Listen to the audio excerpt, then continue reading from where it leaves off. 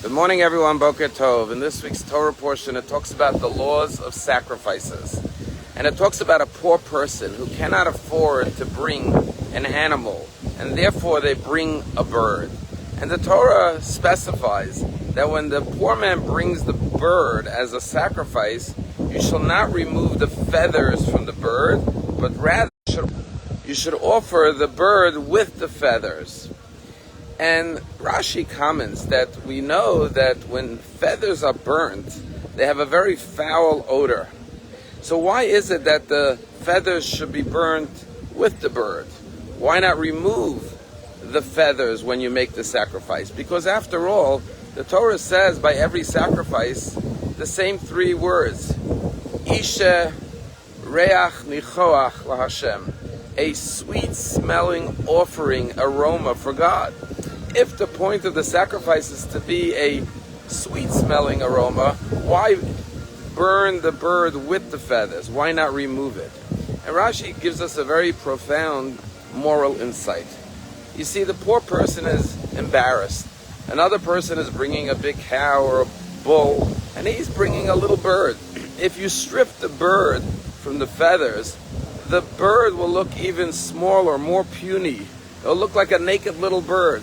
And the poor man's contribution will look even less significant. And therefore God says, you know what the sweet-smelling aroma is?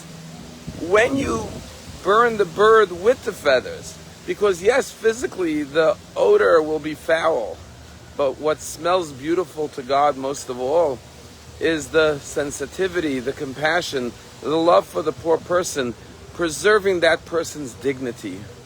As we go into Passover, we think about all the mitzvot that we're going to fulfill. We're going to eat the matzah and the maror, and we're going to have a beautiful seder, and we're going to have a great time with our family. We're going to tell the story of the Haggadah and celebrate. But the most important thing to remember is the sensitivity to those who may not have a table to be invited to for the seder. Those who are sitting alone, whether it's the widows or the poor person or the orphan. And when we come to our seder table, what brings the greatest delight and joy and pleasure to God is not how beautiful the Seder is set or how magnificent or elaborate the words are spoken around the table, but the connection between the people around the table, the invitations extended to those who need a place to eat. And that's why we begin the Seder by saying, all those who are hungry, let them come and eat. And it doesn't just mean physically hungry. Today we live in a day and age where most people have food in their home. What it means is a place to be invited into, to feel that they belong to a family, to a community, and that full aroma that God delights in, the love and the compassion and the connection between one person and the next. When we went to Israel 1 month after October 7th, November of 2023, we went to help many people who were impacted by the tragedy of October 7th. And one of the individuals we visited was a woman with her family who were displaced from Kfar Aza, and of course we gave her financial assistance. Well, this woman found the email of the synagogue and sent me the most beautiful email thanking us on behalf of the synagogue for our generous contribution, which enabled her to continue to take care of her children even as she's displaced. Every single holiday since October 7th, I receive an email from this woman where she says, I'm embarrassed to ask, and I question whether I should even reach out, but we're still displaced, we still don't have a home, we're still struggling financially, and whether the synagogue could help her with the needs of the holiday.